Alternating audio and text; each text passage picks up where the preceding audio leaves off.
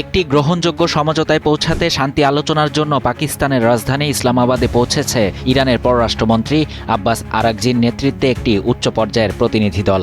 স্থানীয় সময় শুক্রবার রাতে ইসলামাবাদে পৌঁছান তারা। অপরদিকে শান্তি আলোচনায় যোগ দিতে আজ পাকিস্তানে যাচ্ছেন মার্কিন প্রেসিডেন্ট ডোনাল্ড ট্রাম্পের বিশেষ দূত স্টিভ উইটকফ ও জ্যারেড কুশনার। হোয়াইট হাউসের প্রেস সেক্রেটারি ক্যারোলিন লেভিট এ খবর নিশ্চিত করেছেন।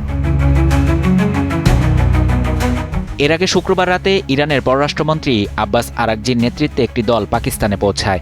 পাকিস্তান পররাষ্ট্র দপ্তরের বরাতে দেশটির সংবাদ মাধ্যম ডন জানিয়েছে, বিমানবন্দরে পৌঁছানোর পর পাকিস্তানের উপপ্রধানমন্ত্রী ও পররাষ্ট্রমন্ত্রী ইশহাক দার এবং প্রতিরক্ষা বাহিনীর প্রধান ও সেনাপ্রধান ফিল্ড মার্শাল আসিম মুনির সহ অন্যান্য ঊর্ধ্বতন কর্মকর্তারা আব্বাস আরাগচিকে অভ্যর্থনা জানান।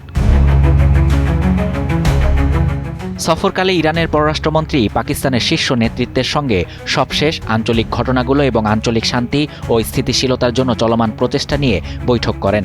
এদিকে সামাজিক যোগাযোগ মাধ্যম এক্সের এক পোস্টে ইরানের পররাষ্ট্রমন্ত্রী আব্বাস আরাগচি লিখেছেন, আমার এ সফরের উদ্দেশ্য হল আমাদের অংশীদারদের সঙ্গে দ্বিপাক্ষিক বিষয় ঘনিষ্ঠভাবে সমন্বয় করা এবং আঞ্চলিক ঘটনাগুলো নিয়ে পরামর্শ করা। প্রতিবেশীরাই আমাদের অগ্রাধিকার। এদিকে ইসলামাবাদে যুক্তরাষ্ট্রের সঙ্গে সরাসরি বৈঠকের পরিকল্পনা নেই বলে জানিয়েছেন ইরানের পররাষ্ট্র মন্ত্রণালয়ের মুখপাত্র ইসমাইল বাঘাই। সামাজিক যোগাযোগ মাধ্যম এক্সে তিনি লিখেন, ইসলামাবাদে ইরানের পর্যবেক্ষণ বা বক্তব্যগুলো পাকিস্তানের কাছে পৌঁছে দেওয়া হবে।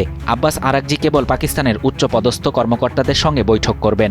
অন্যদিকে যুক্তরাষ্ট্রের সঙ্গে উত্তেজনার মধ্যেই পাকিস্তান ছাড়াও আরও দুই দেশ সফর করবেন ইরানের পররাষ্ট্রমন্ত্রী। ইসলামাবাদে বৈঠকের পর রাশিয়া ও ওমানেও যাবেন তিনি। পাকিস্তানি কর্মকর্তারা জানিয়েছেন, এটি যুক্তরাষ্ট্রের সঙ্গে সরাসরি আলোচনা পুনরায় শুরুর পথে একটি গুরুত্বপূর্ণ পদক্ষেপ, যার লক্ষ্য দুই দেশের চলমান সংঘাতের অবসান ঘটানো। শাহরিয়ার শাফাত, বাংলা নিউজ 24।